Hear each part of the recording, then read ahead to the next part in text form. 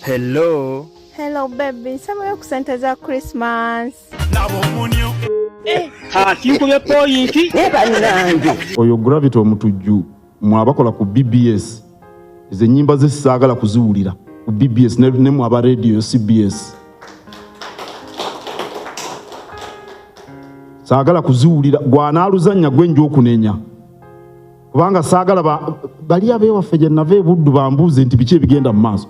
Yes, abasajja Kabaka bwankubira esimu mugamba nti nze ku mbaga yange ndiwa speech ya ssaawa nga 3 bwalavu ebonyaabonyeza nze nedda ne mukati oliwo omugamba I love you akuddamu I love you too wafuna ekiddako mu nju aleka musafa aleka muki n'akategeera lwaki teyawasa Yesu Kristo n'akategeera lwaki Bugemba ali singo banna wadde mmanyi njano okuyimba olowooza nakayimba kaani budda ndiyo nga ndi mukawuliriza ka Victor Kamenyo jjukira bamukyawo ngenda gakuwa mbitiibwa akayimba akanyumi wakategera lwaki Yesu Kristo yali singa wasiibye otya watuze otya nomunaffe atuwuliriza tuba tuyingiddewo mu ngeri enjawulo eroze mu style obedda ndyeyo nga kansesa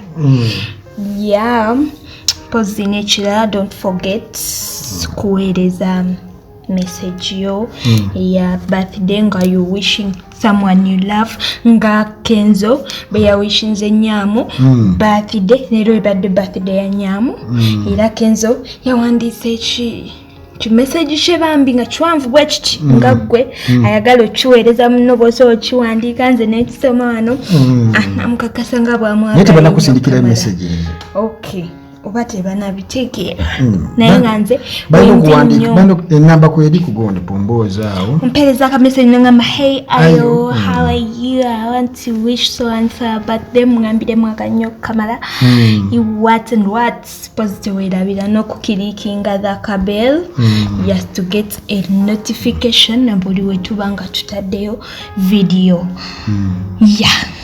tokere kayimba soko nkubire mu rap nze sigitegedde bulungi kumbaga yange ndiwa speech ya ssaawa nga 3 nga Victor Kamenyo Ruth akolanje ya mukyawa bambi ya mukyawa yabaddeko ka interview ke nalabye nga bannanga abasajja mu maka akagambo ke muwe ekitiibwa ke kagamba I want to talk to you omukyala bwakugamba nga I want to talk to you weekabirangako weetiirako era yo olwawulira I want to talk to you nategeera nti mukyawe wajjo namanyirawo nti bamukyayi byembadde nkola babigudde era owulira nga I want to talk to you just be ready for what is coming batula wansi ne bawogerawo nti omumanyi Ruth akolanje mukyala we esi gwe guno omulundi ogusoosa omukyawa bamukyawa kyawa namwetondera byaliwo ono mukazi wa surprise loved one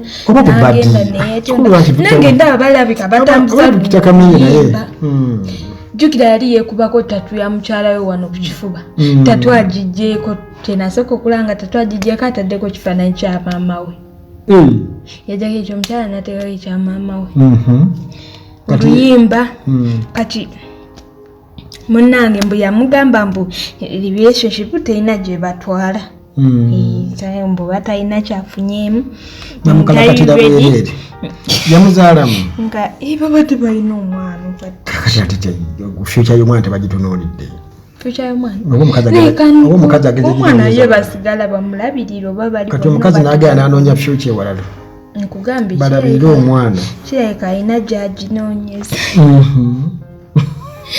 nawagambidde mbu omukazi w'omubuuza ani ku Rush wo nalwako gwakugamba nga sigwe weekabireko Rush we mbu yabimubuuzabuuza nga byonna oyinza ba yamubuuza nga ani ku Rush wo omukazi alina gwamugamba naye lwaki ogamba bbawomulala ng'olina kapere simanyi ate yamutugambye naye nga munnange naye omukazi n'amala gamba ti kapere Crash we kapere nga si mugamba genda kitegeeza ate gwe wabula baaba oli bubi oba oli bubi nnyo kakati olunaku olwaleero big size Bebe Cool yakoze ki yayise press conference bano ne basooka ne beebuuza ayagala kwesimbawo ayagala kukola ki Bebe Cool ayina amawulire agali kwosha oba ki besitudde bagenzeeyo natandika speech teruddeewo abeebazizza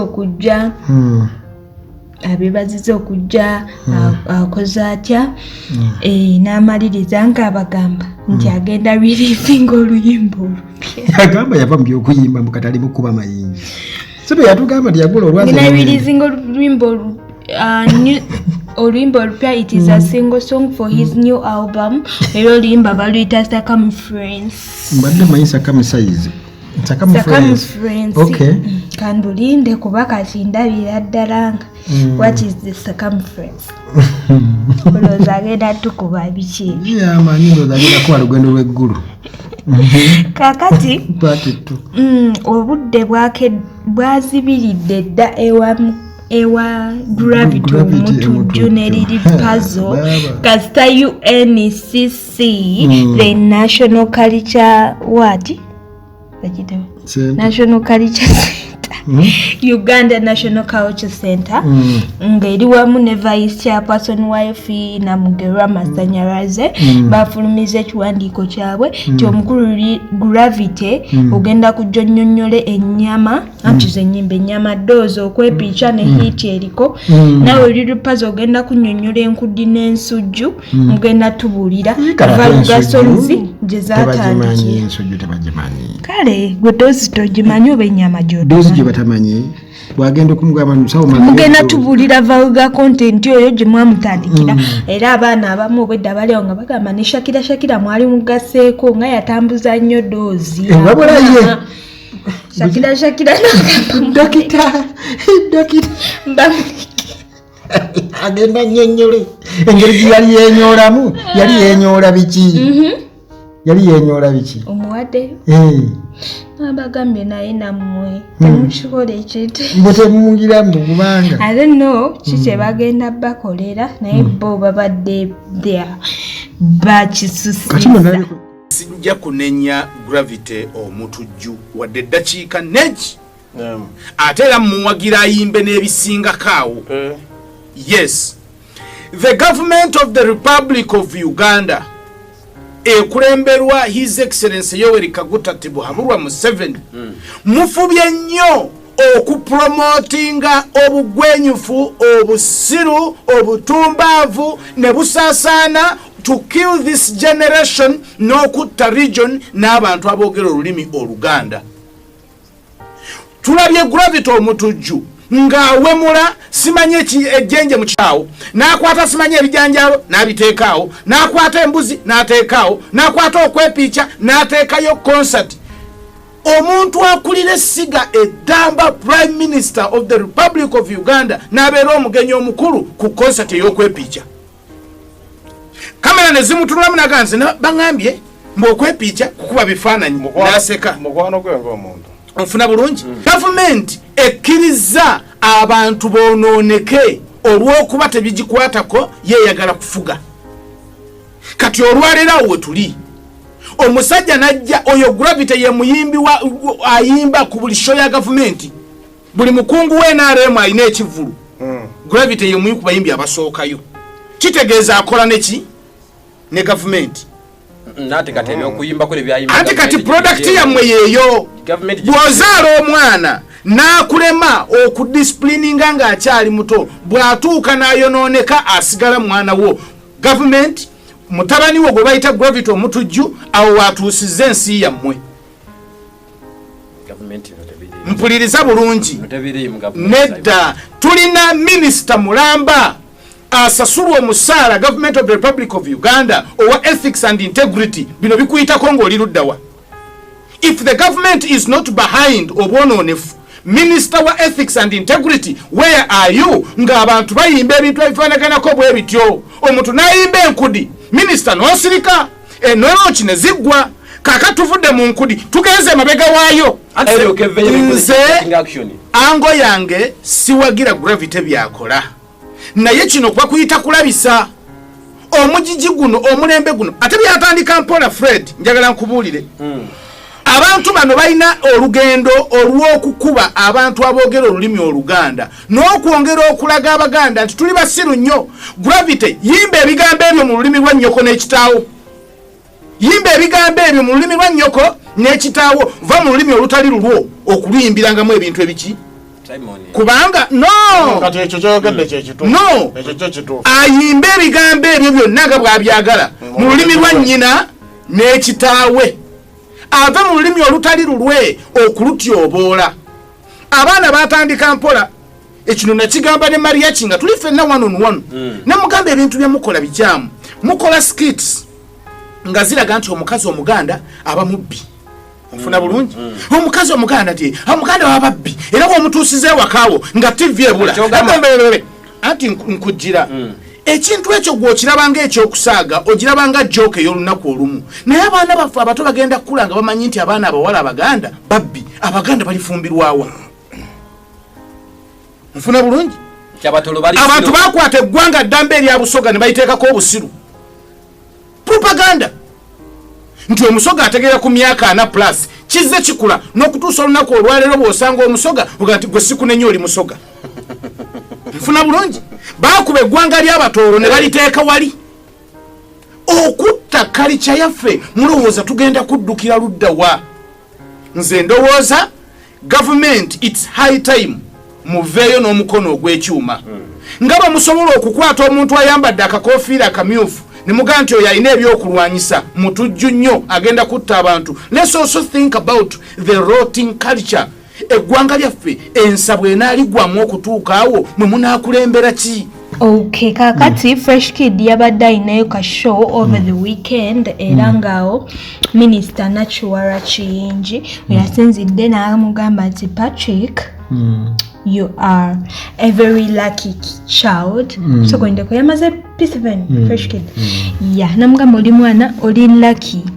Kubanga nayogedde dda ne ba administrators ba Cambridge International School ne bakkiriza offering a scholarship.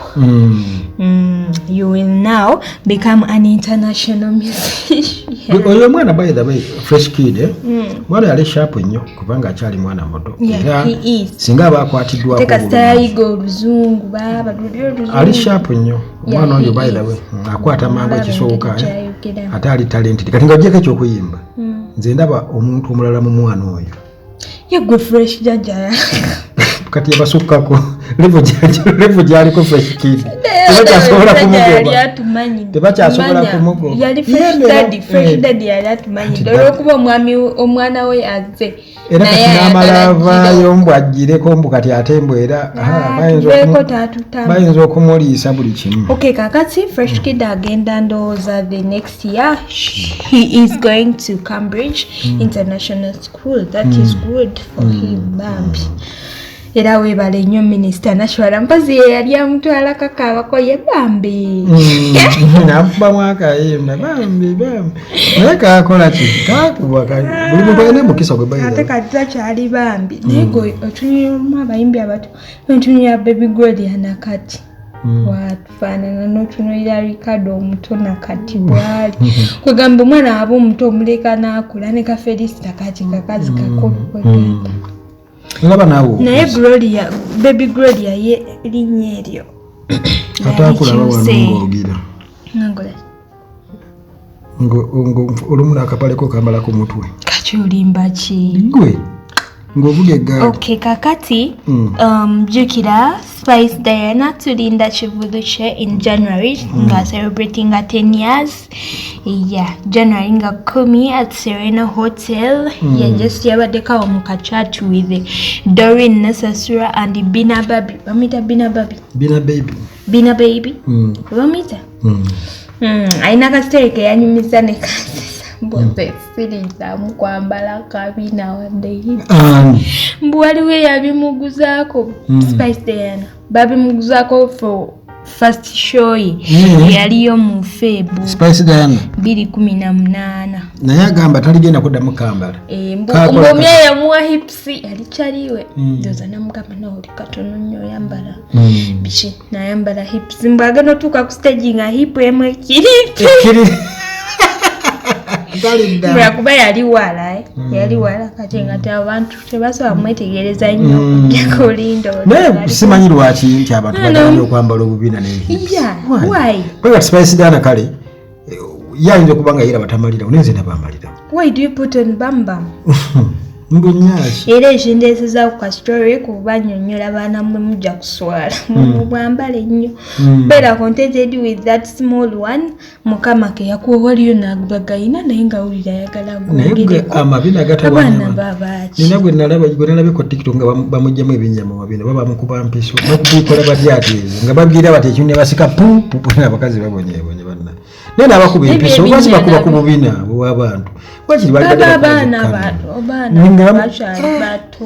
lwaki empiso babira tebazikuba oba ku mukono katonga bateeka kukanula anti oli omwana aba muto ate kimanyi kirabika empiso ezisinga zibakuba kabina it is kabootongo kabootongo oyo bamukubaka naye maama abantu engoye zibikka ebintu kubanze bubina kabootongo simanyi ogenda mu ddwaliro ng'olina temperature bakuba na kabina naye sijja kulimba kati nze abasajja amagamba musukume olekebera bubina mulabe ndokulaba ebbina nga liri omukumba oli ayambadde alina egyalisaanise naye nga liriko ebintu ebitategeereke soka mugekanda abenyashi bino oyagala muntu mutugambe leka tumale okulaba nyasiyo oba eriko bagikulusa empiso olowooza ye aba yayagala genda onoonye babigondi bano aba yayagala bagamba mbu omwana aba yasiba akabina nga bamukuba empiso nga bino byetwasibanga kibooko naye maama bitiisa naye ndaba mbu waliwo amalwaliro agabijjamu balina ebintu byebateo ne basika pupu kati ng'oli adda akabirako nga tanga kwegira nkugambye nange nasobeddwa ekyo nakyo kirala waba kiri nga wawabbaawo bawe nakuyamba bakubibulire bwayizawo ekyo olina okukola bawo yayagala oturitinga ebinnya yatuwa babazaalisa era bafunayo omukazi nakola kyatuwa abasajja bazaalisa abakazi omaliriza tuli mu December jjukira kati ebintu tulina biisa mu bwabusawa yonna bakubira essimu nga bakuwa ekiddako kati ki ekiddako